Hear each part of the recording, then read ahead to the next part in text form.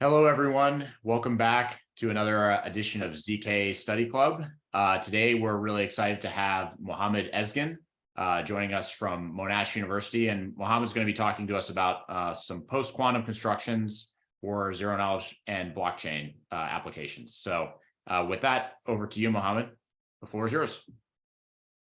Yeah. Thank you, Alex, for the introduction, and thank you, everyone, for tuning in. My slides are okay, and you can hear me okay?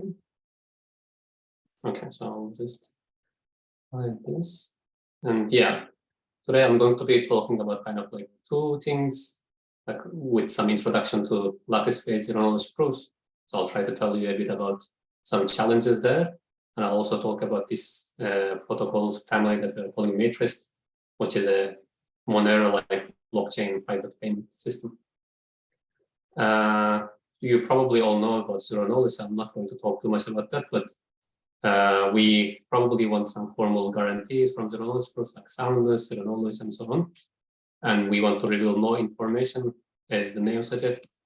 And we usually want it to be non-interactive. And we would require as minimal communication, or we would want as minimal communication as possible. But on the contrary, if you look at this talk, it's going to be quite informal. I'm not going to bore you with like theorem proving and so on. And I would like it to be as informative as possible. And definitely we can make it interactive. So please feel free to interrupt me at any time. And we should probably aim to maximize the communication. All right, so I made Alex laugh, so that's very I wanted to make sure the video, the YouTube channel captures my laughter at that joke, which I actually appreciated. So okay. Yeah, some outlines on, as I mentioned, I'm going to start with some lattice zero-knowledge basics. I'm going to assume that you know about zero-knowledge proofs, particularly in the discrete block setting. And I'll try to give you some idea on why things are quite difficult to do in the lattice setting, which is the post-quantum assumption that we are going to be focusing on today. And I'll tell you about this Fiat-Shamir with Ebers paradigm, which is one of the most commonly used paradigms in the lattice setting, which is basically answering how you would run Schnorr on lattices. Okay? So after these basics, there's going to be like two parts. I'm going to talk to you about our Crypto 19 paper, which is the generalization of this paradigm. And then in the part two, I'm going to talk to you about this matrix family, which is a kind of like a series of works from ACM TCS, Auckland SMP, and Public Key Crypto Conference. All right. So this slide, I think you all would be familiar with. So when we talk about the Sigma protocol, this is like a three-move protocol between a prover and a verifier. The first phase, we often call it the commitment, and then we have a challenge phase, and we have a response phase. And particularly in the challenge phase, what the verifier does is to sample some random value from a challenge set to really kind of say to the prover, here is my kind of random number, random value, now respond to this. Okay. And we typically want three properties: completeness, which means that if everybody behaves honestly, then the verifier should accept what the claim by the prover. We have special soundness. I'm going to talk about that. And then we have special honest verifier zero-knowledge, which means that if the verifier behaves honestly or samples the challenge properly, then the prover's witness, no information about the prover's witness should be revealed to the verifier or anyone who sees the transcript of the communication. And we can make this easily non-interactive using the so-called Fiat-Shamir heuristic, which I guess you would also know. I'm going to be kind of talking to you as a kind of like a more interactive protocol. So there are, in general, two types of zero-knowledge proofs. The first type is often called like combinatorial proofs or Stern-like proofs. And in this setting, as the name suggests, so we do more of a combinatorial thing. The prover kind of tries to run three copies, typically, of what he's trying to prove. And then the prover gets challenged on certain sets, and then those sets are revealed kind of in the MPC, in the head setting. And then in the rest, we want to try something without revealing all of the things that was committed in the beginning. And typically the challenge set is very small, like there's just 3 elements. And as a result, we need to amplify the soundness, which means that we need to repeat the protocol many, many times. And this leads to so-called these multi-shot proofs. As a result, we get very long proofs and slow proofs because we are repeating everything, all the communications and computations. But on the plus side, we can prove really complex relations, and effectively we can really prove whatever we want. And there is also this so-called algebraic proofs, which is more closer to the Schnorr type proofs. And in this case, we can make the challenge set very large, exponentially large. For example, we can make it 2 to the 256 values. And on the plus side, we can make the proofs very efficient, very short and fast. In particular, the proofs can be one shot. So we just do one protocol iteration and then we get enough soundness. But on the negative side, the types of proofs that we can achieve so far are more limited compared to these Stern type proofs. But there has been very significant progress in the recent years. And another thing that I'm going to talk more about is we may be proving more relaxed or approximate relations rather than the exact ones. So we never really see relaxed relations in the descriptive script log setting, but I'll tell you what they are in this talk. And we will be focusing on these later type of proofs in the talk. Okay, so you know about the Schnorr. So what the prover does, let's call the prover Alice, and the let's suppose the verifier is Bob.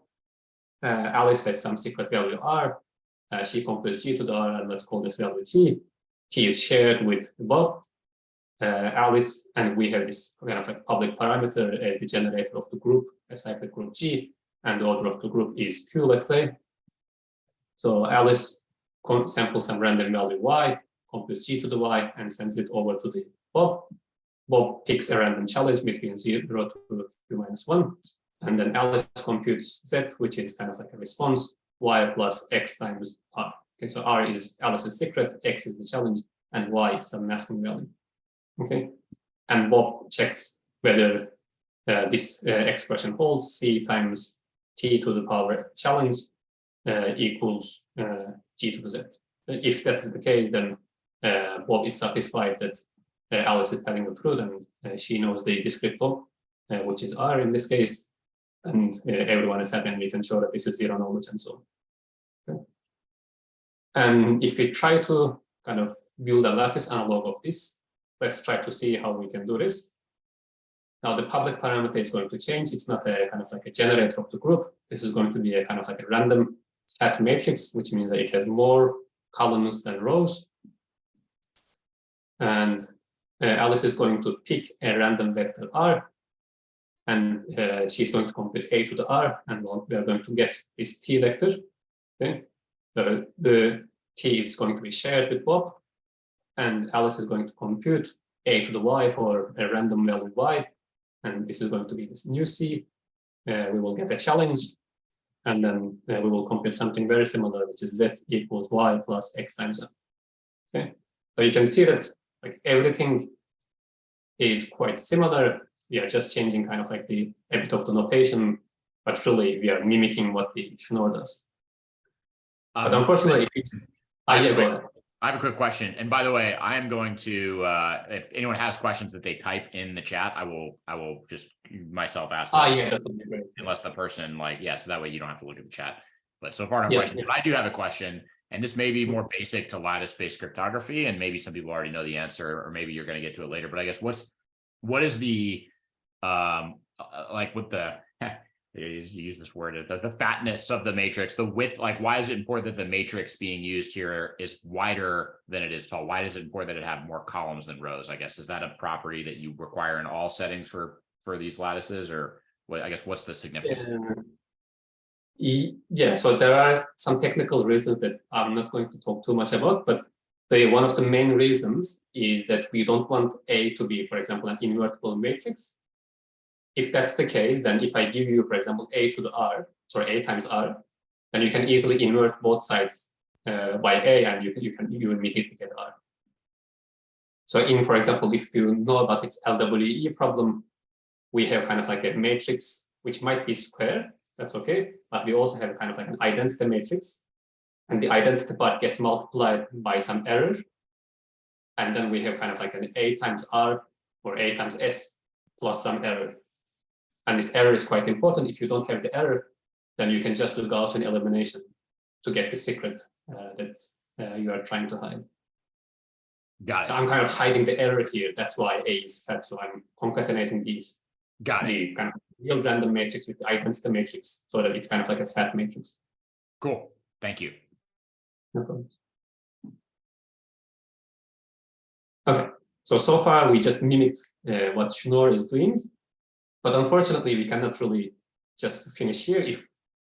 Hope we could. By the way, this is the verification I missed to say. So think will now, you will use the editor notation, but apart from that, it's basically the same. Instead of doing multiplications and exponentiation, we are going addition times scale multiplication. Okay. All right, so the problem here is that to rely on a lattice problem, we really need this Z or these kind of like components inside the Z to be short so that we can argue some security. Okay, maybe this is not a huge problem. What we can just do is instead of choosing a random R, we ask Alice to choose a small coefficients in this entry. So if you are working mode Q, Alice is going to choose maybe values between, let's say, -1 to 1. Okay, and Q is, let's say, like a 30-bit value. Okay, that's good. We can choose the challenge again to be some from a bounded set, and we can again choose Y to be from a bounded set. Okay, so Z, we can make it short. But now the problem is that the zero knowledge is not that easy to argue, right?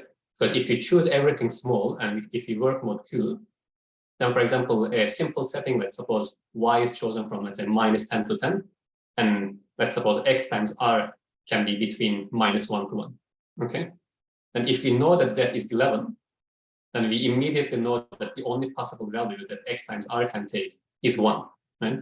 Because Y is at most 10 and X times 1 can be 1. And the only way you can get Z equals 11 is that Y has to be 10 and X times R has to be 1. There is no other way, which means that we are definitely leaking some information, right? So we need to solve this. And the way we can solve this is, there's going to be a check by the verifier, by the way, to make sure that Z is small, which is fixing the smallness issue. And to fix the zero knowledge problem, we are going to use what's called the rejection sampling. Okay. So put simply, so I'm not going to again talk to you too much about what rejection sampling does, is that, for example, in the case that I mentioned, so for example, if Y is from -10 to 10 and R, let's suppose we sample from -1 to 1, we are going to cut the tails of the distribution, two ends. And then if you investigate this and you can even prove this, you will see that in the kind of like the center of the distribution, we are going to get again a uniform distribution, but in a smaller set. If you do rejection sampling, you reject the ends if that is too big, and in the middle part, you are going to get a distribution that is still uniform.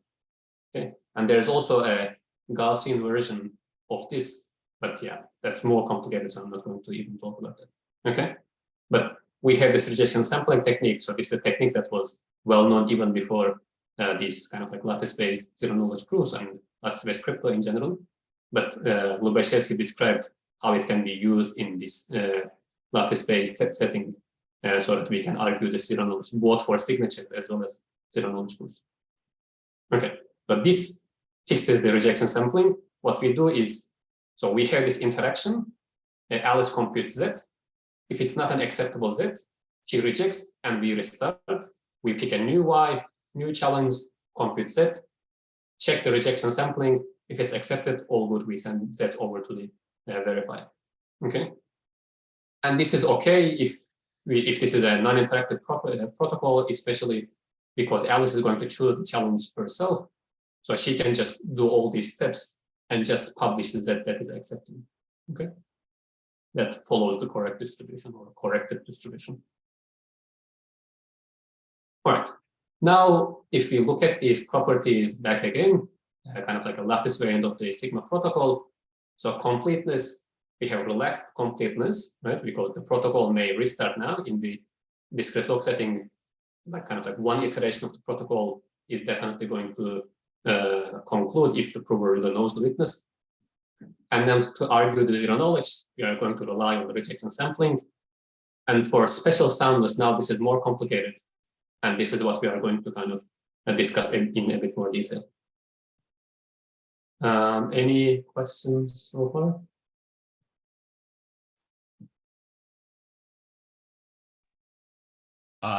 Nothing in the comments. I think folks feel free to chime in if you got questions, but yeah, I think you're free to keep rolling. Thanks, Mohammed. Yeah, so this zero knowledge and kind of completeness, we dealt with them, and soundness we are going to look at next.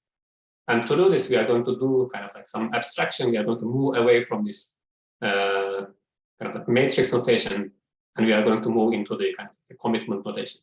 Okay, so I'm sure you must have heard about what a commitment is, but it's kind of like a scrambling of a message that can be opened later on. We are kind of like putting a message together with some randomness into a box, and we can open the box and reveal what's inside later on. And we want it to be hiding. If you just see the box, you should not know anything about what the message is, and you want this to be binding, which means that when you want to open the box, you should not be able to open it in two ways, or you should not be able to convince someone with two different messages. Okay, and in general, we say that an M and R pair is an opening of a commitment C. If you, when you compute the commitment on the inputs M and R, we should get to commitment. But again, in the lattice setting, things do not quite work smoothly. As I just described, we don't just have that this C is equal to commitment of M and R, but we additionally want that this pair of the input values are short, which means that their coefficients must be smaller or significantly smaller than this modulus Q that we are working on. Okay, and in some cases, just having the randomness short is sufficient, but yeah, I'm not going to talk too much about that. But one part has to be short.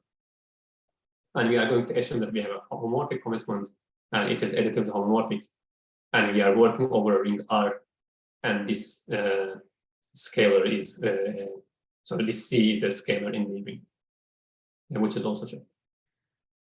All right, so let's, so if you kind of capture the figure that we have in terms of the commitments, this is what we end up with, and this is what we call Fiat-Chemie with aborts, and this is kind of like, as I mentioned, the standard proof of knowledge in the lattice setting. This kind of a fixation of the lattice analog of Schnorr. All right, so let's see how we can then argue soundness, which we haven't discussed before. So this is what we have, and we can do a standard rewinding technique, right? We can get two accepting challenges, so two accepting transcripts with respect to two different challenges. So the first step is the same, C0 and C1. And by the way, here I'm showing the kind of like the public value as being sent in the first move, which will become clear why I'm doing this in the next slide. But let's suppose we are doing this. And so C0 and C1 is the same for both rewinded transcripts. We get two different challenges, X0 and X1. And we get two accepted responses with respect to that. So F0, Z0, and F1, Z1. Okay, and we know that these expressions are satisfied from the verification step. And as we would do in the discrete plot setting, we can subtract these two expressions, right? C0s cancel out. And on the left, we have X1 minus X0 times C1 equals, using the homomorphic properties, commitment to the difference of the responses. Okay, so far so good. And if we were in a discrete plot setting, what we would do is we would just divide both sides by the difference, right? And then we would just get an opening of C1. Okay, but this doesn't quite work in the lattice setting, and we can follow two things. Okay, so this is the expression, remember, we had before. We can try to get rid of this difference, right? Which means that we can again divide as in the discrete plot setting. But the important thing here is that the inverse has to be short, right? Because it's going to move inside the commitment, and whatever goes inside the commitment has to be short. Otherwise, you don't get a valid opening. But to make sure that the inverse is short, we need to choose the challenges in a specific way, because in general, if you take a ring and then you invert the element, they will very, very likely will not be a small value. So there's a very small chance, unless you specifically construct a set, there's a very small chance that it's going to be a short value. Okay, and to do this, we can choose the challenge set to to be just the binary values, so that the difference either is 1 or -1. So the inverse is just itself. So the division really not do anything. It's just might be negating the expression, but that's fine. But the challenge set is very small in this case, as you can see. Or we can use what's called monomial challenges. So I'm not really going to talk too much about that.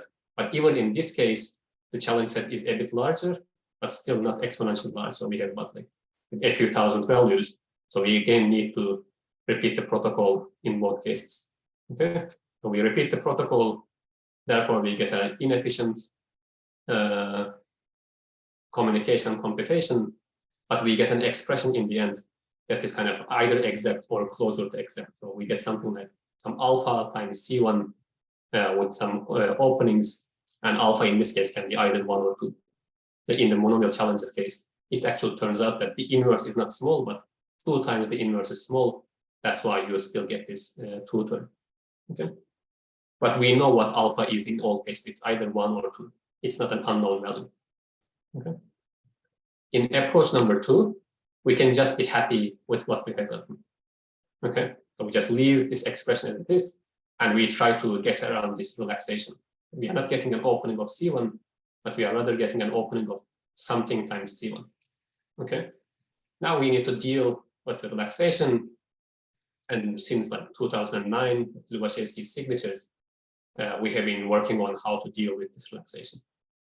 Okay, we don't need to repeat the protocol, so we get an efficient protocol, but we are proving a relaxed or an approximate relation. Okay? And one thing to note here is that we got this x1 minus x0 expression in the soundness analysis, in the witness extraction. That's why outside world, when you do the proof, they don't even know what this x1 minus x0 value is. Okay? It's part of the prover's witness. Okay? It's not a public value. This is again another challenge that we need to deal with.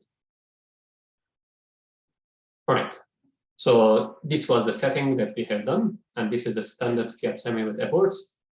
And the kind of like the limitation of this is that it only works for linear relations or degree 1 relations. Okay, so we can see that we are proving C0 plus XC1 equals something.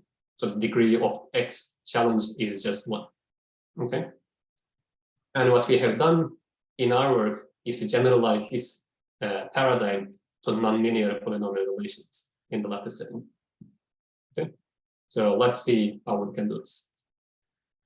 So everything will almost remain the same, but in the first move, the prover is now going to send some kind of like k+1 commitments, and the verifier is going to check a degree k relation. Okay, so kind of like sum of x to the I, ci, where I goes from 0 up to k. Okay.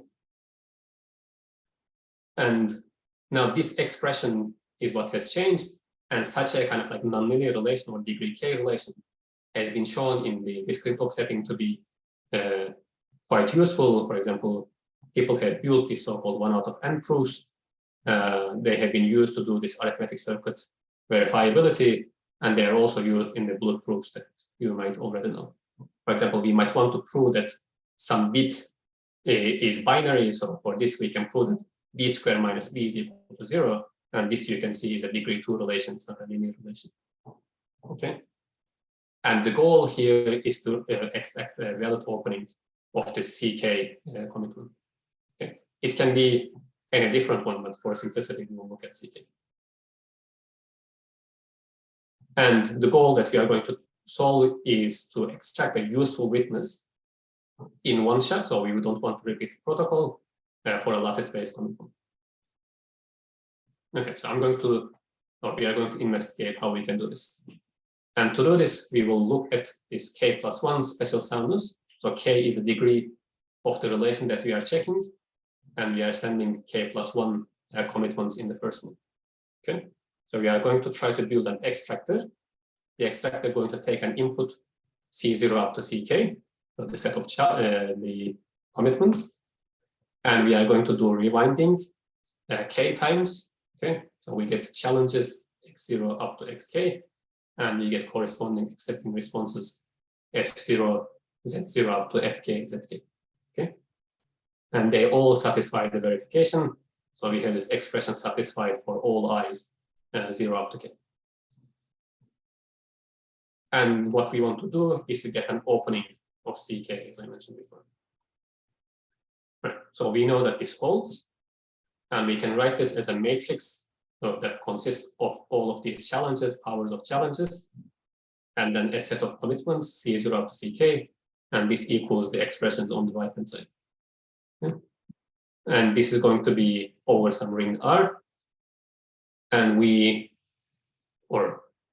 you have seen it, you might know that this is a van der Monte matrix that consists of these powers of the challenges. And this also appears in the discrete log setting. So and there is not much difference there. But the challenge that we need to solve is this shortness issue that we discussed before. And yeah, as I mentioned, the goal is to recover an opening. And we are going to call this an extract witness. So we are trying to find a pair of M and R such that they are going to commit to ck, and M and R is going to be short. Okay. And the naive approach that we can follow is we can try to eliminate this van der Monte matrix. And the typical thing that you would do is to multiply by its inverse, right? And the inverse looks something like this. So we have some numerator, which is not really important, but in the denominator, which is kind of the terms that get inverted, these are the problematic terms. Because when we do the inverse, then we are not guaranteed that the inverse is going to be small, and we get a problem. And in the denominator, we have this product of like differences. Okay. So I'm going to more explicitly tell you what that is, but it's kind of like a product of differences. And two things we first want, of course, them to be, or we would need them to be invertible, right? To make sure that we can even compute the inverse. And then we want inverses to be short. And to do this in a prior work, we have used this mononomial challenge approach. But in this setting, we get a multi-shot proof because the challenge set is not large enough. Okay, so we don't get a one-shot proof as we wanted in the first place. So let's go back to our goal. So we wanted to do this, but instead, perhaps we should relax the goal. Okay, so instead of requiring a kind of like an exact extracted witness, we instead want to find a relaxed opening such that we don't get an opening of the ck, but we get an opening of something short times ck. Okay, and you might relate this to what Lubashevsky did, right? In this Fiat-Shemerit-Edwards paradigm, we didn't get an opening of this C1, but we rather got an opening of something times C1. So we are kind of emulating that setting, but generalizing it to the nonlinear relations. Okay. So how about instead of really inverting this van der Monte matrix, we find another matrix, let's call it V prime, such that V prime times V is a scalar in the ring. Okay. And the main thing that we are wanting to do is that this V prime will not involve any inverse term. Okay. But if we do see any inverses, then we kind of have to resort to these kind of like more restricted challenge sets. Okay. And from a nice result from maths, we can use the so-called adjugate matrices.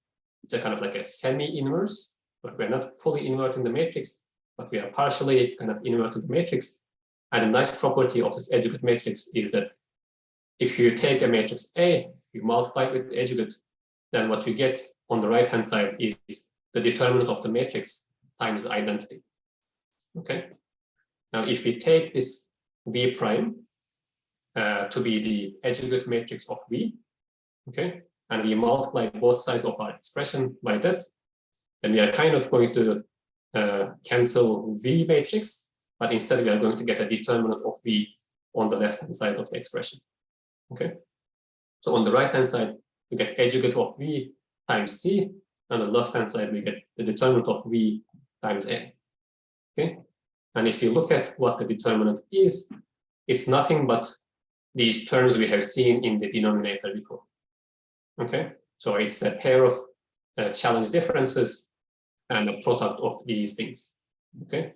And since the challenges were scalars in the ring, their differences are also scalars and their products are also scalars. Okay.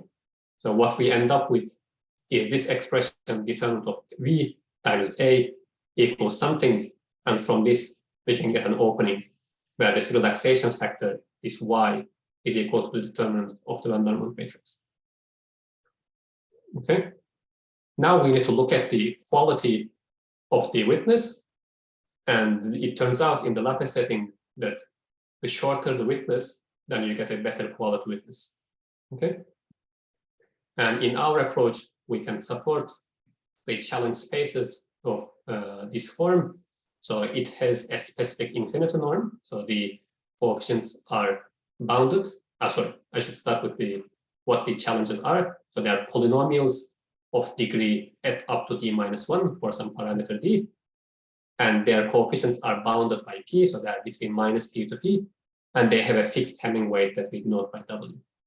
Okay. Quick question, Mohammed, before you can continue real quick on the quality point. Can you just, and maybe you may have covered this earlier, but can you just define like quality here? Is that in reference to, how much security or how efficient or so what the size of the proof will be? Could you just define what quality means here? Yeah, of course. Yeah, it relates to actually everything that you mentioned. So in the lattice problem that we are looking at, the more you restrict the solution in terms of the norm, the harder the problem it gets. Because, for example, if you restrict the norm to be 1 versus to be 10, then in the 10 case, like getting a solution that has norm 5 is a valid solution, but in the 1 case, it's not a valid solution, which means that the adversary in the first case would need to try harder to find a shorter solution than the later case. That's why the shorter or the smaller norm bound you put into your lattice problem, the harder the problem gets. I see. Okay. Gotcha. So it's first the purposes of the security argument, effectively. Yes. So in terms of security argument, shorter norm is better, which means that you can use a smaller lattice dimension, which then relates to these vector, the sizes of the vector that you are going to transmit in the proof. Got it. Which then relates to efficiency. Cool. Thank you.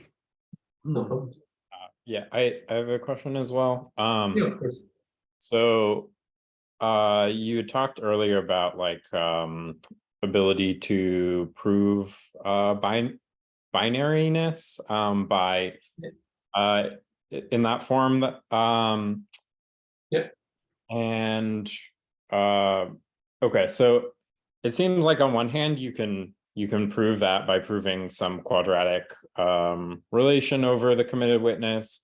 On the other hand, getting this relaxed opening, and so it's like you're extracting something that might not be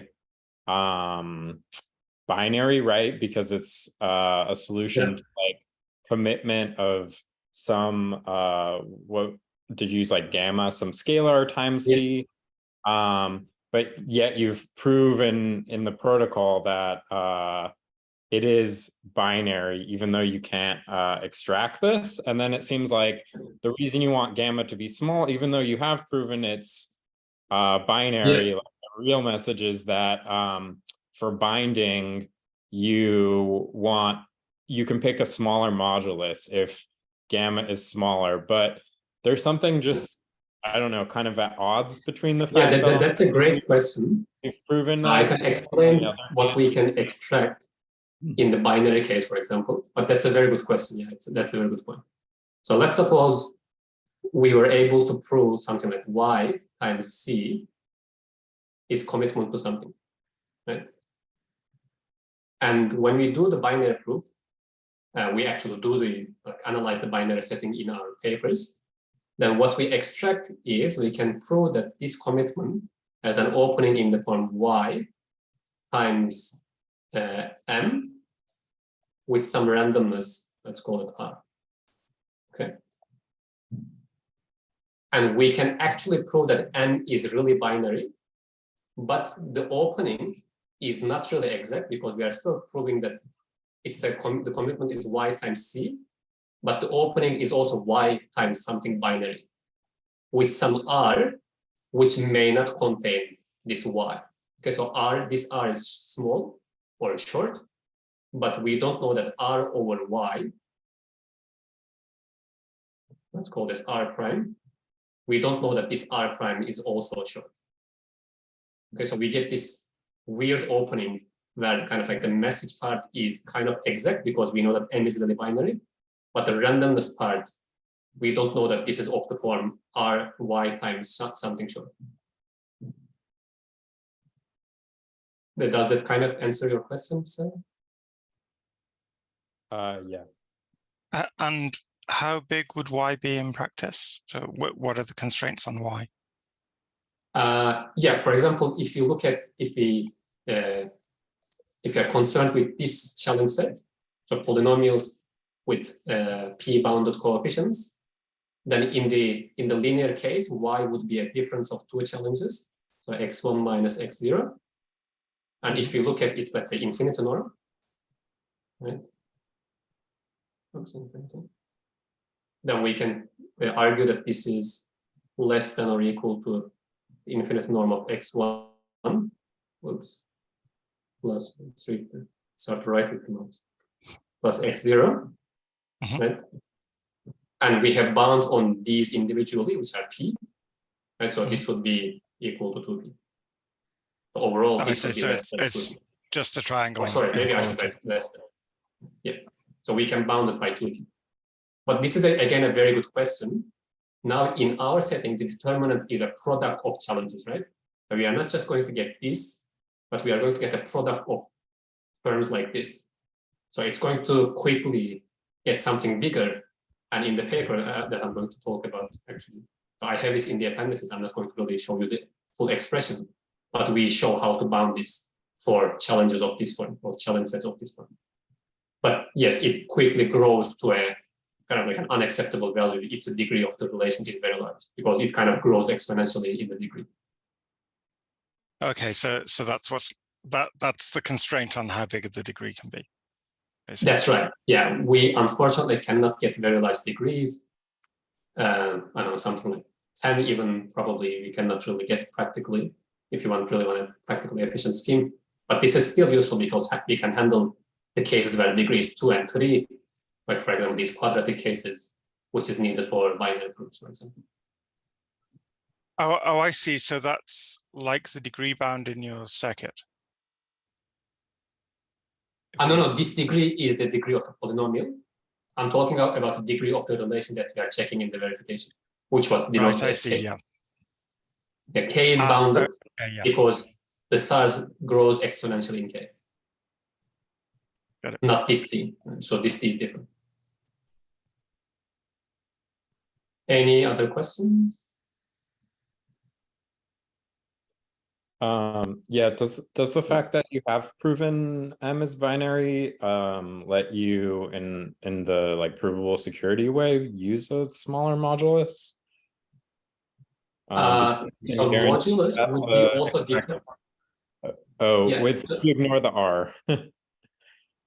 Yeah, the modulus would depend more on R because R would be much bigger than this message here.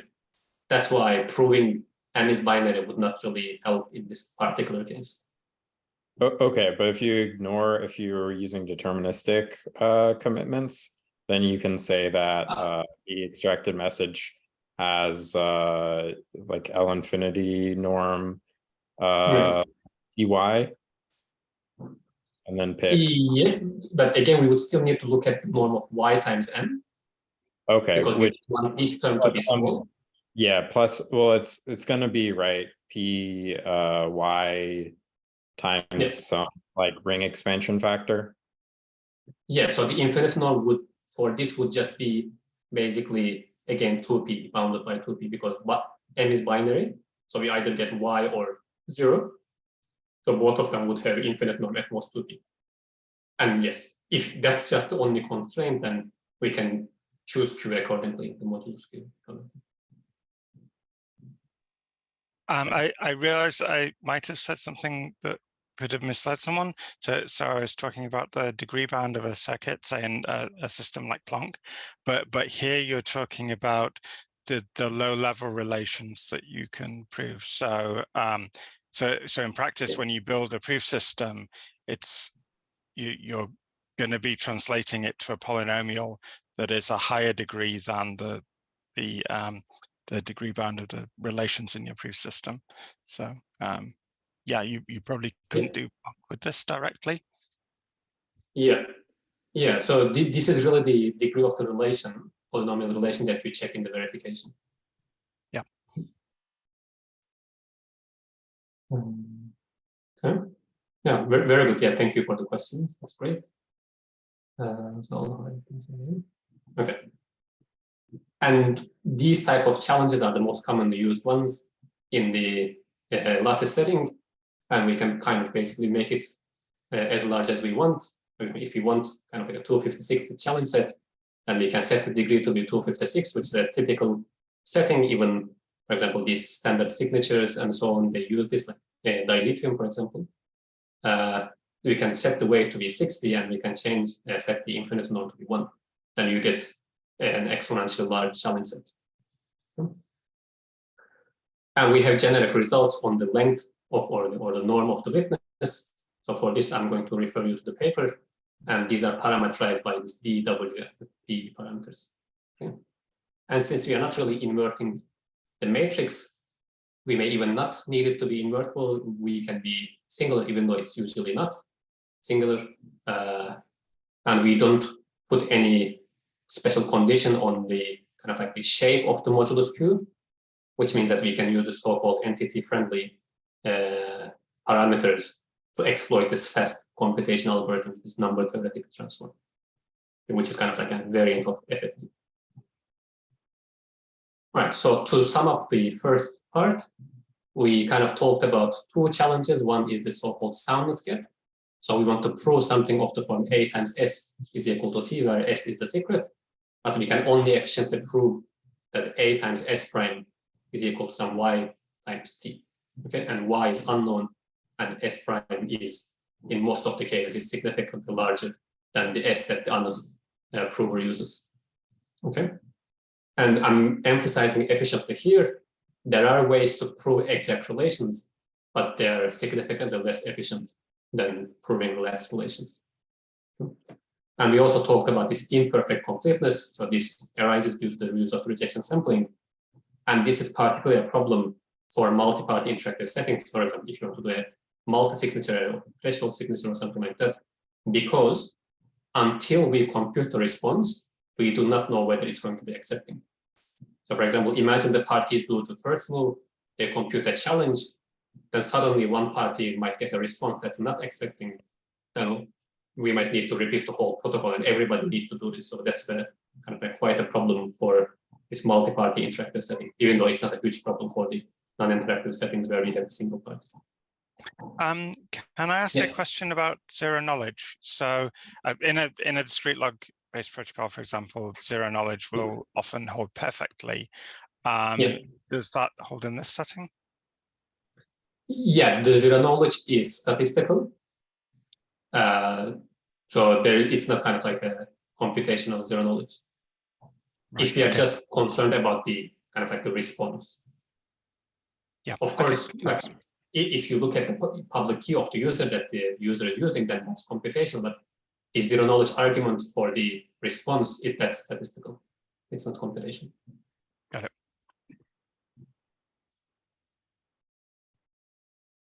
All right, so that's it for the first part. So this was a bit of kind of like lattice basics. I hope you learned a little bit if you didn't know about them, and we kind of did a generalization of that. Okay, let's move on to the second part where we are going to talk about this Monero-like private blockchain payments. Okay, so let's see what matrix family is in a nutshell. So the first basic protocol, as I mentioned, so this gives you a kind of like a Monero-style payment system, and Monero is a privacy-preserving cryptocurrency, and I believe it's kind of like one of the largest ones, along with Zcash. And this is where it uses a protocol so-called ring CT. So it's short for ring confidential transactions. And in our matrix work, in our initial work, we introduced the first practical post-quantum variant of ring CT. And this relies on a novel balance proof. So I'll try to give you the rough idea for this. And then if you look at matrix plus, so this is the follow-up work.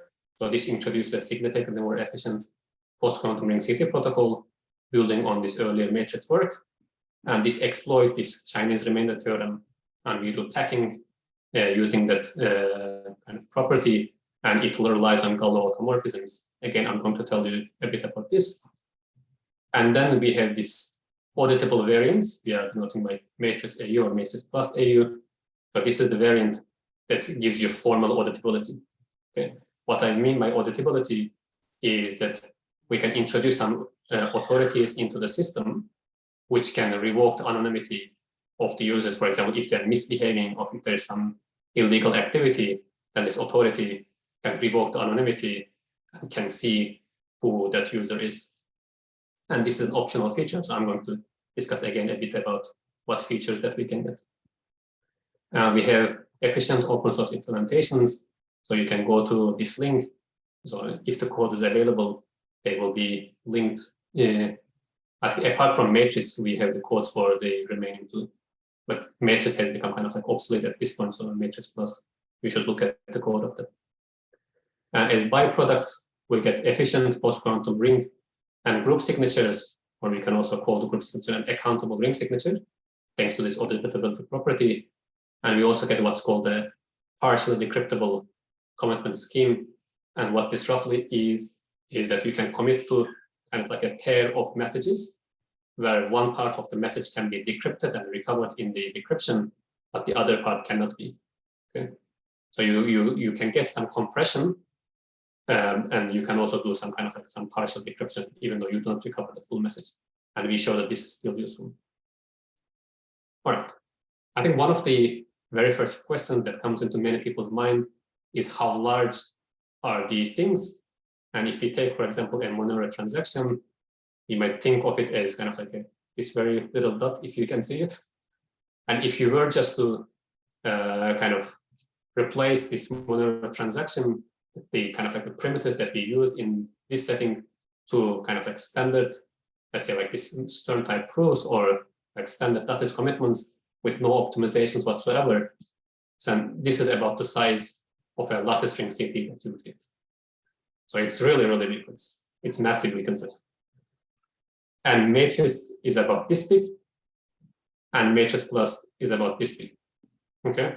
And you might say, oh, I mean, it doesn't really tell you much if I move these things around. So it's not really giving you a kind of like intuition if this is any good or bad. Okay. So if you now replace this Monero transaction, the size of the Monero transaction, with an ECDSA or a Schnorr signature, and assume that that's the size, then dilithium, which is one of the selected post-quantum signatures, would be about this big. Okay, so that's kind of like the gap between ECDSA and the lattice signature, and Matrix Plus is even achieving a smaller gap than what dilithium achieves. And sorry, just so I understand the comparison there, that's if you took an existing Monero transaction as designed and you only use dilithium, just the post-quantum signature scheme. Is that what you're saying here? No. So in the first setting, we are assuming that Monero transaction is that little dot, the size of that little dot, and we are comparing them to post-quantum ring CTs. Yeah. And in the upper level, we are assuming that that little dot is the size of the ECDSA, and we are comparing that to that lattice signature. Okay, got it. Cool, thanks. The upper side comparison is different than the lower side comparison. Got it. But I'm trying to give you a rough idea on whether this gap is really any good or bad. And I'm trying to argue that it's pretty good, I would say. Because that gap already exists, a similar gap already exists in these standard signatures anyways. Okay, thanks. So let's try to move a bit more into how we would do this transaction. And let's start with a non-confidential transaction. By the way, I think we are getting closer to the end of the hour. I'm happy to continue, but if we need to finish, just let me know, Alex, and we can finish at any point. Yeah, no, we have technically the session is scheduled for 90 minutes, so we can take any time. So we can go over. If people have to drop, they can feel free and drop, but in general, we have 90 minutes allocated for these, so feel free and continue. Okay, that's great. Thank you.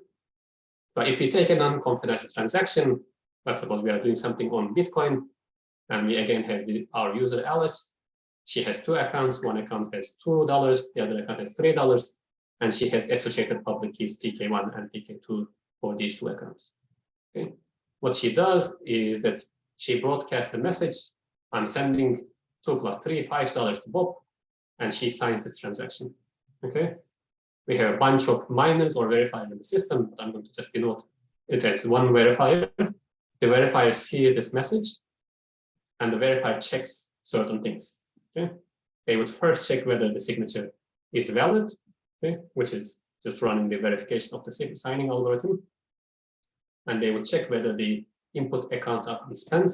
Since everybody can see Alice's accounts, they checked that they are unspent, they are not in the spent transactions, and they can easily check that the balance is preserved because Alice has $2 plus $3 in the two accounts, and she's broadcasting the message where it says $5 are being sent to her. Okay, things work quite nicely, but we are revealing some sensitive information, right? Everybody sees who the sender is, everybody sees who the recipient is, and everybody sees how much money is being transacted. So if you wanted to do a confidential transaction, and we would want to hide this sensitive information. Right? So we hide how much money is stored in the account somehow, and we hide how much money is being sent, we hide who the recipient is, and we hide who the sender is.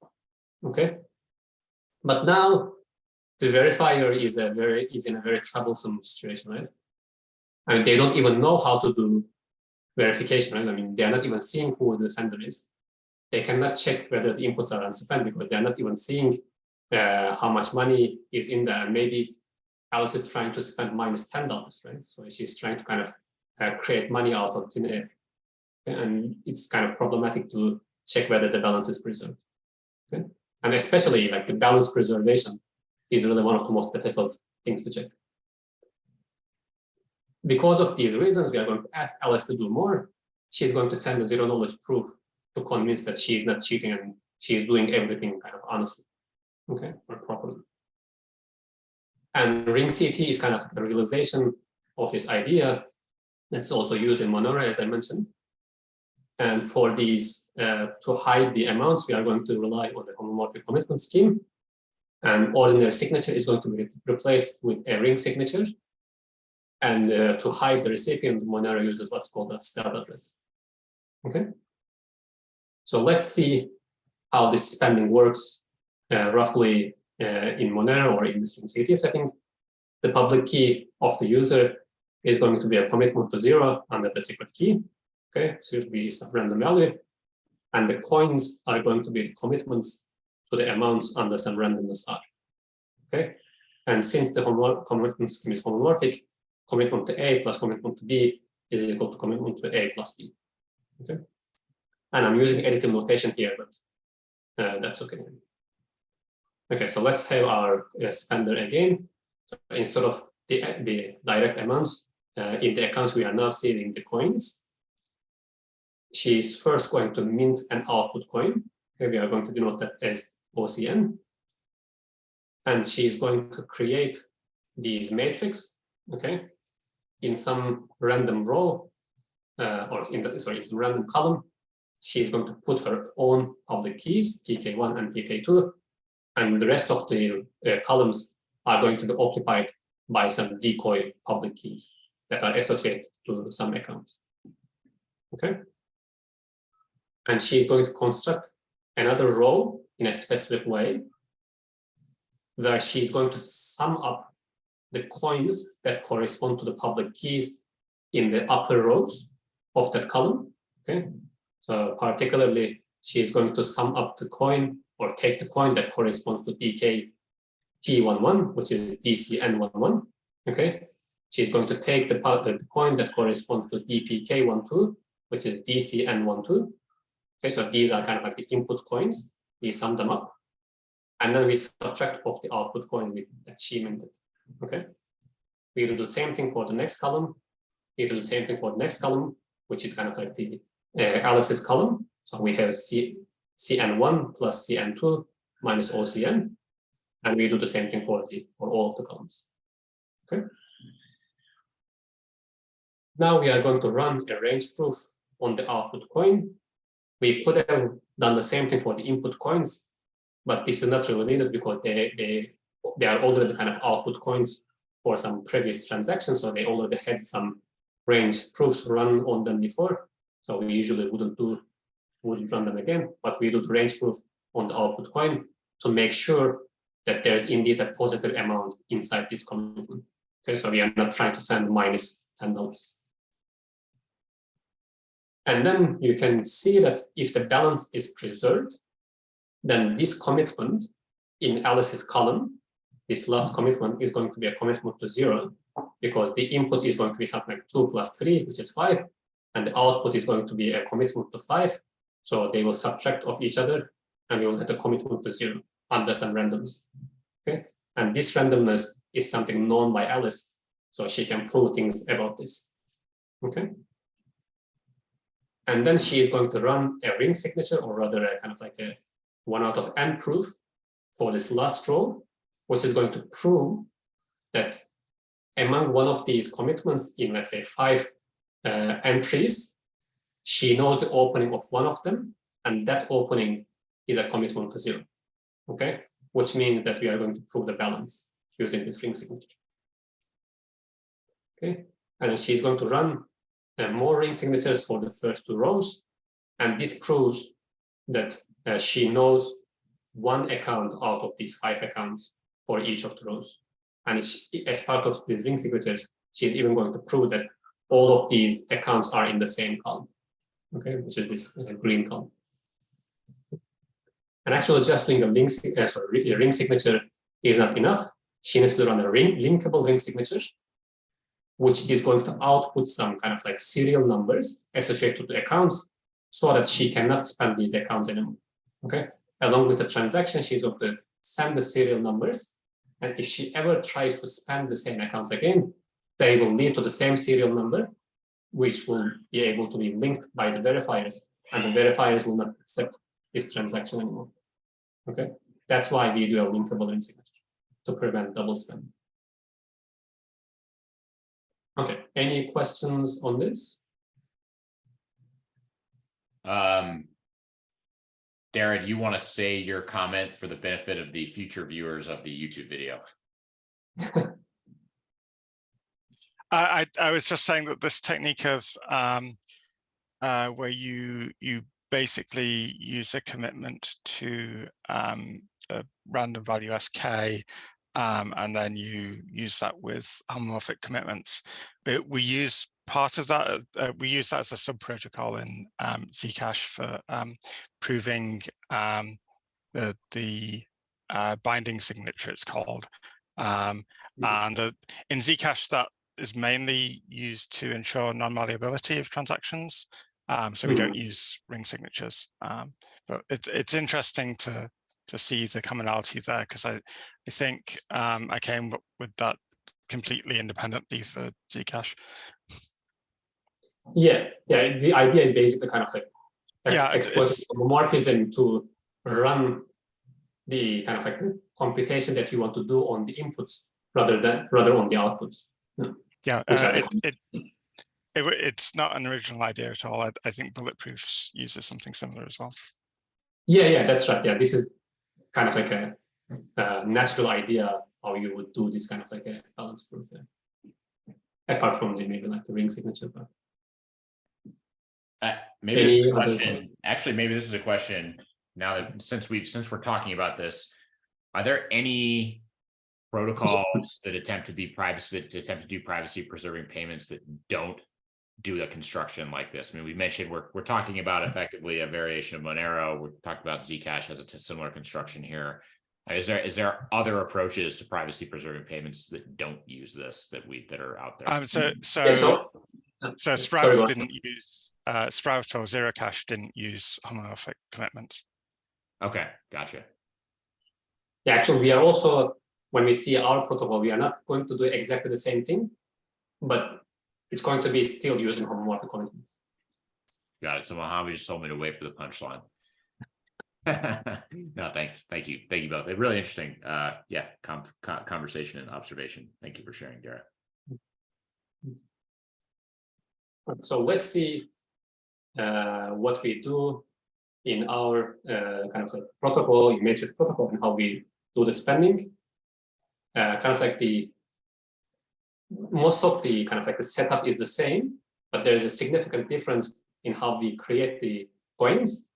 Instead of just committing to the integer amounts, they're instead going to the bits, the kind of like the vector that is consistent of the bits of the amount. Okay, and the commitment scheme is homomorphic on the vectors as well, so still the homomorphism is satisfied. Oops. I'll tell you why we are doing this. So as before, we mint the output coin, and we construct the same matrix based on the public keys, coins, and so on.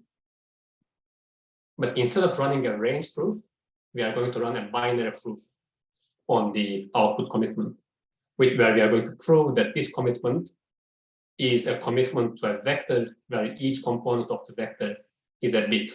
So it's either 0 or 1. Okay? And the reason we are doing this is completely for efficiency. A typical range proof in the lattice setting costs almost 100 kilobytes if you want to do, for example, 64-bit range proof. And this is just way too expensive. And if you want to prove that something is less than, or sorry, something can be up to 64 bits, then your modulus needs to be larger than 64 bits, right? Which is okay in the discrete block setting because you would already be using something like 256 bits. But in the lattice setting, you would typically use something like 30-bit modulus. If you increase the modulus significantly to 64 bits, then your problem becomes easier to solve, this lattice problem, which means that you need to choose larger parameters to compensate for this. Okay, that's why using a range proof is very expensive, and that's why we are doing a commitment to the bits rather than the integer amount itself. And as before, we do this linkable ring signature to prove ownership and prevent double spending. But this ring signature that we run for the last row is not quite working just yet. And the reason for this is that even if the balance is really preserved over the integer amount, then we will not necessarily get that this computation is going to be a commitment to 0. And the reason for this is quite simple, because if you sum up the bit vectors, this is not going to be equal to the bit vector of the sum of the values. Okay? Because, for example, the bit, if you add up like a bit of 1 plus another bit of 1, you get 2, but 2 is not really a binary value. It cannot ever be equal to whatever you might get in the right-hand side. Okay, so we need to do more to prove the balance. Is there a question in the chat? Because my this meeting controls popped up. Yeah, sorry. Someone just joined, so that was. But yeah, that's okay. In the chat. Yep. So. Okay, yeah, that's fine. Okay, so we need to do more to prove balance, and the way we do this is by adding what we call a corrector commitment. Okay, and corrector commitment makes sure that if the balance is preserved, which means that if the sum of the inputs equal to the sum of the outputs, then we really do get a commitment to 0. And this corrector commitment is added to all the columns, so last row of all the columns. But there is a crucial step, which is that this corrector commitment, we cannot just let it to be some arbitrary commitment. Otherwise, the spender can exploit this to cheat, even though the balance may not really be preserved. And the way we achieve this in this matrix protocol is that we need to prove that this corrector commitment is of its particular form. So let's just look at the first entry. We have, and let's just denote the indices as I. So we have Ci minus 2 times Ci plus 1, where the Ci's are the carries of the computation. Okay, so the first and last carries are 0 if the balance is preserved, so they don't really appear, but the rest of them are the carries that you would get if you were to do this kind of like this schoolbook addition. Okay, and if you really look at this, what you're really doing is you take the carry of 1 digit, you would subtract. What you would do is you would take the carry, this would move on to the next digit, right? And you would subtract this off from the digit that you are working on, if you were to do addition. And this is kind of like a structure that we are mimicking in this commitment. Okay, so you can see that we have Ci minus 2 Ci, so we are assuming that we are working with bits at the moment, or this base 2. that's why we get this like I minus 2 times, sorry, Ci minus 2 times Ci plus 1 structure for all of these components. Okay. And we kind of more rigorously argue that if you really do this, then you can guarantee that the balance proof works out correctly, so the prover cannot cheat as long as they prove that the commitment is of this form. And we ask the prover to really do this proof in the matrix protocol. And the way we do this is by encoding each of the amount of the bits separately. Each of them occupy a ring element, and each of the Ci occupy another ring element. So they're all encoded separately and independently. Okay. So each of them is going to be represented by a ring element. Okay. And this is not quite efficient because each bit is just a single value, right? So it's just 1 bit value, but the ring elements are usually much larger. They might be, I don't know, something like more than 64-bit values, or even close to like hundreds of bytes, depending on the parameters that you are using. So we are getting a very significant expansion in terms of how we are representing the bits. Any questions so far? Would it be possible to sort of do a small number of bits at once? Yeah, that's what I'm going to show. Okay. That's okay. So in the matrix plus, we are going to exploit this so-called Chinese remainder theorem packing, which has been used, I think, initially in this fully homomorphic encryption setting. And they are being also exploited quite a lot very recently in the zero-knowledge setting as well. Okay, so let's suppose we want to prove this balance relation for integers ai's and bi's, right? And we are going to be working over this polynomial ring. And what we are doing here is that we are taking ZQ, and we have this kind of like variable x, and we are quotienting that with x to d plus 1. Okay, where d is often a power of 2. I mean, it's not really important what this polynomial is, but we are working over this polynomial ring. Okay, and using the CRT, this polynomial ring is going to split into subrings. Okay, depending on your choice of parameters, the splitting might differ, but for this particular parameter that we are working with, it always splits into smaller subrings. Okay. Oops. So now we can exploit this fact. And since RQ splits into, for our parametric settings particularly, into many factors, then we can use each RQ element to encode many values at once. Okay. So I'm going to denote these kind of like each subring of RQ as a CRT slot. Okay. And in each CRT slot, we are going to store a bit of the amount. Okay. So let's suppose RQ splits into 64 subrings. Okay. And in each of the CRT slots, I'm going to put a bit of the amount, and I'm going to compute the inverse mapping, and I'm going to get an element of RQ, which I'm going to denote by these hatted symbols. Okay, so A hat I is going to be a polynomial that represents in its CRT slots the bits of the integer value AI. Okay, I'm going to do this for all AIs. I'm going to do this for all BIs. Okay, and then I'm also going to do this for the carry values as well. I'm going to get C hat. Okay, so if we now compare those two settings, before I had, for each AI, I had 64 ring elements, right? Now for each AI, I'm just using 1 ring element. Okay, which is, of course, a significant saving. Okay, now how do I do the balance proof? That gets tricky, but the commitment part is pretty much the same. So I commit to these hatted values now instead of the bits themselves. And again, I commit to the carry values in the CRT slots. Okay, now to do the balance proof, ideally what I'm looking for is to find an automorphism that does the following thing.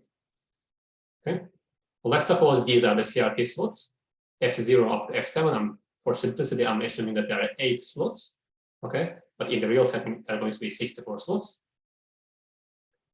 And this mapping is going to take my input. By the way, if you don't know what an automorphism means, it's basically a mapping on the set itself. So it's going to map elements of RQ to elements of RQ. Okay, but it's going to do something really nice for the CRT slots.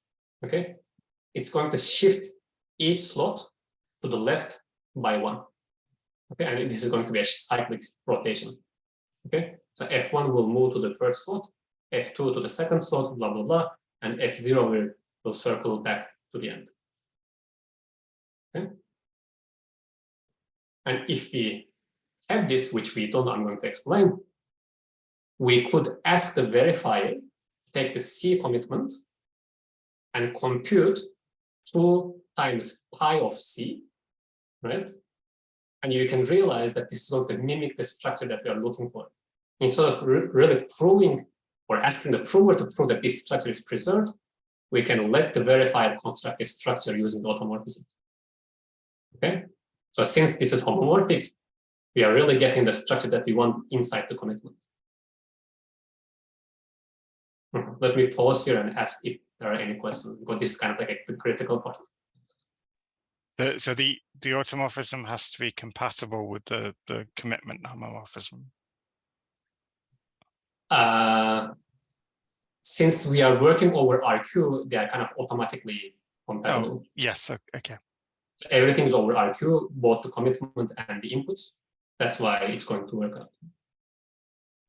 Yep. Any other questions? All right. But sad news is that for the kind of like this power of 2 cyclotomic rings that are commonly used in the lattice-based crypto, such a kind of like a full cycle automorphism does not exist.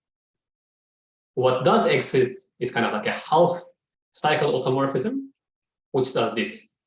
Okay, so it kind of does this the automorphism that we are looking for both halves or for each half. Okay, so F0 does not circle back to the end, but it rather circles back to the end of the first half. Okay, and we have the same thing for F4. F4 kind of circles back to the end rather than moving 1 to the left. Okay, and what we have now is we have these 2 kind of like defective slots, which is like the 4th slot and the 8th slot. Okay, so we need to fix this. And in our paper, we introduced what we call a patching technique to correct these defective slots. And this correction is done in a verifiable manner and in kind of like an efficient manner, so that we don't spend too much effort and communication to fix these things, so that we do not end up with the so that the saving that we have gotten is not lost. Okay. Now I'm not going to tell you too much about how the patching works, because we need to introduce more technical tools for that. But in the end, what the prover does is it takes these kind of like BI commitments, subtracts off the input commitments, so BIs are the output commitments, subtracts off the input commitments, and then on the patched variant of the C commitment, it constructs this structure that we discussed before, and then proves that this is a commitment to 0. And the verifier can do the same thing. Take the BIs, AIs, take the verifiably patched variant of C, and check whether this is a commitment, or verify that this is a commitment to 0. Okay. And in the end, so the kind of like the balance idea, the core balance idea is the same, but we are realizing it in a different manner than this original matrix protocol. So we don't need to encode each of these bits separately. So we're just going to use one element to encode the whole vector, which is going to give us a significant saving. A question. Yeah, so if you doubled the degree, would you not need to do the patching, or does that turn out to be less efficient? If you do what, sorry? if you double the degree, then you only need to use half the width of your polynomial, and so it doesn't matter. Ah, I see. The But then we are automorphism is doing again, half. yeah. So we are using only like half of the CRT slots to encode the vectors, right? So we are basically not exploiting the other half at all. So which means that it's a trade-off between the factor of 2 in the expansion. Yeah, so it's a trade-off between simplicity and efficiency. That's right. But you don't have to do the patching, so you gain a little bit of efficiency But there. still, F0. But yes, we are only using the half. Yeah, that could work, but we are kind of losing from efficiency there. Okay. I have a question, which is okay, so for like edge tag commitments, I get that you would probably an alternative approach besides using this corrector is to prove that the inner product of whatever the commitment opening is and you know, like powers of 2 is equal to 0, right? Yeah, exactly. So it seems like the issue is that powers of 2 are not small, and this probably creates some issue with edge tag commitments. I'm just wondering if there are proofs over like BDLOP commitments or other commitments that allow you to have arbitrary size messages that permit some sort of linear map proof or not, and if you could use those as an alternative way. Yeah. So for the BDLOP commitment that you mentioned, it's correct that the message can be unbounded, but still, as soon as we use the powers of 2, then to prove the expression holds over Z, whenever we get, let's say, 2 to the power 64 minus 1 or 63 or something like that, that value is large. And to prove the integer relation, we need to choose Q to be larger than 2 to the 64. Because otherwise we are going to get a mode reduction. And then the expression that we are wanting to prove over the integers will only hold modulo Q, not over the integers. Okay, yeah, that makes sense. Yeah, we are really trying to avoid any large values appearing in the expression, because if we were happy with that, then we would just use the ring CT balance proof. We don't really need any correctors and so on.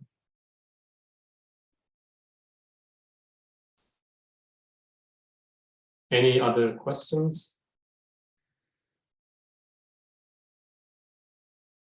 Okay, so I'm going to tell you a little bit about auditability and then the performance results, and then we will be done. So you know about multi-pass protocols like Alice and Bob exchanging a bunch of messages. And if you look at the kind of like privacy preserving protocol, then we may want to hide the identities of the sender and the receiver, and we may also want to hide what messages are being exchanged.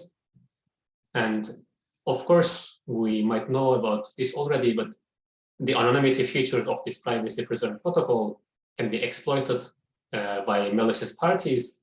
For example, they might say that they might ask for a random ransom and say that pay me in Monero $1 million, or I'm going to destroy your files. So kind of resolve this kind of issue between privacy and kind of like illegal use of these privacy features, we can introduce this auditability into the system where we would have an authority, and this authority can be actually multiple authorities who might be sharing this kind of like a trapdoor that we are going to use, but I'm going to represent it as one authority. And this authority has kind of like a trapdoor information that allows them to see, revoke the anonymity of the users, and they might say, okay, that's actually Bob. And they may also kind of use this trapdoor to see what's inside these commitments or encryptions. Okay, and that's the auditability feature that we introduce into the Matrix protocols. So we allow this authority, we give the authority some trapdoor, and with that, they might do this auditability functionality. Okay, and there are, yeah, sorry, go ahead. I know it was a Freudian slip of adversary versus authority, but in the crypto community, some people might view the authority as the adversary. So, yeah, it kind of could work in some settings, but no, it really interesting. Yeah, I agree. So it's a debate that I'm not going to get into. But the good thing philosophical is debate, of course. Yeah, we can distribute the trust on the authority. So it can be like, yeah, we might ask the police, a judge, and some agency to come together to be able to reconstruct the trapdoor and do this auditability feature. Yeah, we talk about sometimes, this concept of like if you have a team that's dedicated to kind of looking at maybe a graph of transactions, they may not necessarily be the one to see the identities of where the individuals are or who the individuals are transacting. But if there's like a clustering of unusual activity, that could be handed off to another authority that could then view the specific individual. Yeah. Anyway, all comes with trade-offs, and don't want to distract from the technical aspects of this talk. This is obviously more of a philosophical point, but it's interesting that you've included that as a part of the protocol. Yeah, but we actually do get very nice features in terms of auditability. One feature is that we can have multiple auditors that can audit the same transaction without revealing their individual trapdoors to each other. Okay. And then we can let each user decide, or we can let choose between the auditors, or they might even choose not to be audited. So we can have some users who are being audited by, let's say, A1, some users who are being audited by A2, and some users who cannot be audited by anyone. So if you don't want the auditability feature, then you can choose not to be audited. But we can also have the system enforcing auditability so that like illegal activity or malicious users do not choose not to be audited by enforcing that they fail in transaction. Okay, non-auditable ones fail in transaction. And I think this is a good way to strike maybe a better balance between this privacy and kind of accountability. Okay. Let's now look at the performance results. So this is for the ring and group signatures. So kind of like the state of the art now in this setting is that the smallest you can really get is kind of like several kilobytes, like close to 10 kilobytes for both ring and group signatures. But you can get kind of like a fully logarithmic size increase. So for example, if you have very small 11 users, or 11 as the ring or the group size, and you increase it to 1,000, you don't get a kind of like a 10-fold increase, but it increases polylogarithmically to something like about 20 kilobytes. And we also have this another work called dual ring, and this one we can also instantiate in the post-quantum setting. But the disadvantage of this is that it scales linearly. But so it starts off small, but it quickly becomes large. But if you have a very small, if you're looking for a very small anonymity set, then this might be useful for that setting. And in terms of the matrix and matrix plus proof sizes, so let's just look at the compressed matrix plus. So we are getting something around 30 to 40 kilobytes, depending on how many inputs that you have. And this is for the anonymity level of 11, which is the setting that Monero uses. We have about like 3.5 kilobyte public keys. So the serial numbers are quite small, 32 bytes. And the moduli, the system moduli that we use is less than 32 bits, which is good because we can fit into, the values can fit into 32-bit registers, which allows you to do fast computation. And we can also use what's called a public key compression technique to reduce the public key size, but yeah, this is kind of like a rather standard technique. And there is also a concurrent work that appeared in Crypto, if I remember correctly. And they start off at very similar efficiency levels. Like we have 29 and they have 26, slightly smaller. But when we increase the number of inputs, they quickly become large because they scale linearly in the number of inputs, while the matrix plus construction is the only one that scales sublinearly in the number of input accounts. Just a second. The units in this graph. So for example, the 47. What unit is that? It's kilobytes. Kilobytes. Okay, thanks. Yeah, unfortunately, it's of course much bigger than what you can do in the pre-quantum setting. But yeah, this is kind of like what we can do at the moment.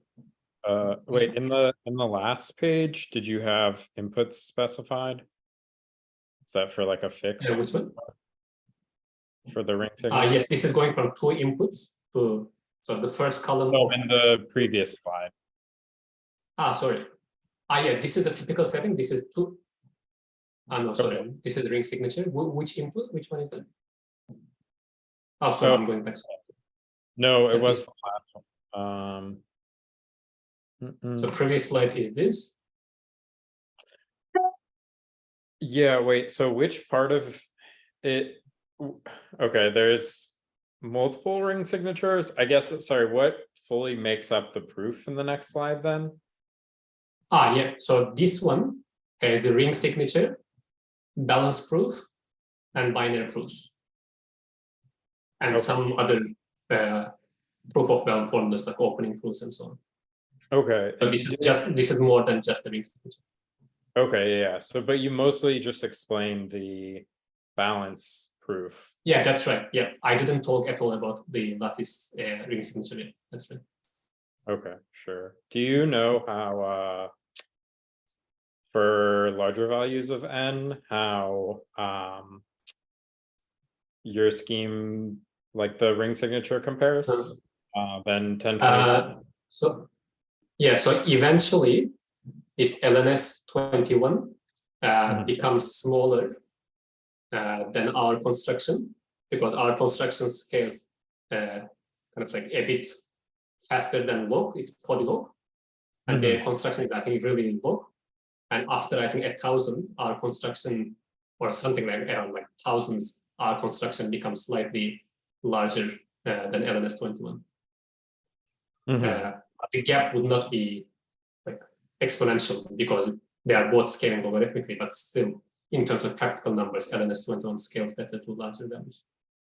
Yeah, I guess I asked because I'm not super familiar with the transaction graph analysis work. The last stuff I've really looked at on it was from like 2019, like works by like Mickeljohn et al. And it seems like this sort of like n equals 11 size is really bad basically in practice, and that to get anything that's like practically hard to trace, you really would have to get into the thousands or above. Yeah, around thousands. Both schemes are kind of very similar. But if you get to, I don't know, like 10,000 or 100,000 and so on, then LNS21 would perform better. Yeah, 11 is the setting that's used in Monero. That's why we kind of focused on that setting. Yeah, I mean, but I agree that there is, past a given ring size, it makes more sense to use a zero cache style protocol where you're approving sort of membership in an accumulator like a Merkle tree. Yeah, the kind of like a limitation or an inherent limitation of ring signatures is that the signature generation, the overall public key size that you use in your verification, and the verification time, they are all linear in the size of the anonymity set. Because you need to go through each of the public key in both verification and signing. And you also need to use all of them in your, for example, if you need to compute some hash or something like that. So you need to transmit all of the public keys. So this linear limitation cannot be overcome. And therefore, I mean, you may not be able to move to something like millions of users because you need to transmit millions of public keys for each of them, and you need to run computation in the order of millions for each verification, which is a significant limitation. Yeah, so the competing system there would be to use basically Zcash with Plonky 2 or something like that, a general purpose post-quantum ZK proof system. Yeah, I agree. Okay, so this one I talked about. And in terms of runtimes, this is what we get for Matrix and Matrix Plus. So everything is under seconds, and these are the units are in milliseconds. The longest one is a transaction generation, which is about like 100 to 200 milliseconds, but the verification is very fast. And in fact, it's even faster than Monero, about like 6 times faster. And transaction generation is only slightly slower than Monero. So in terms of computation, it's very good. Okay, and if you look at the auditable setting, you see that there are slight increases in terms of proof size, like about like 3% increases in all cases. So public key size remains the same, and the system modules we need to increase it slightly by about like 2 bits. And we can do a similar comparison with Matrix Plus. This is with Matrix, but again we see small increases in the proof size and small increase in the system modules. And in terms of runtimes, again, auditability versus non-auditable, again, we are getting very similar runtimes, but slightly less efficient. So it's not, so the auditability does not come at a significant cost. That's the main thing. Some open questions, and then I'm going to conclude. And of course, we would be looking for more efficient solutions. And perhaps one way to get this is to rely on more stronger security assumptions. And recently, people have been looking at these lattice problems with leakage. For example, you might reveal if you are leaking a part of the error, or maybe you are leaking a bit of the information. Do we get security in this case? Can we construct more efficient solutions in this case? And another thing is, of course, looking at to build more efficient exact lattice proofs so that we can get rid of all these relaxations and we can maybe run things more smoothly. And we can try to exploit this ring structure even further. And I guess forgot to mention, everything that we are talking about is in the random oracle model. So we need to look at the security analysis in the quantum random oracle model. And there is plenty more open questions out there. And yeah, anyone is very well encouraged to work on them. And here are a few references if you want to go back and have a look. And with that, I'm going to conclude, and I'm happy to take any questions. Awesome. Well, thank you, Mohammed. I don't think we have time for questions because we're a little bit over time and I know folks have to go, but this was a very informative session. Thank you very much for presenting. Thank you, Mohammed.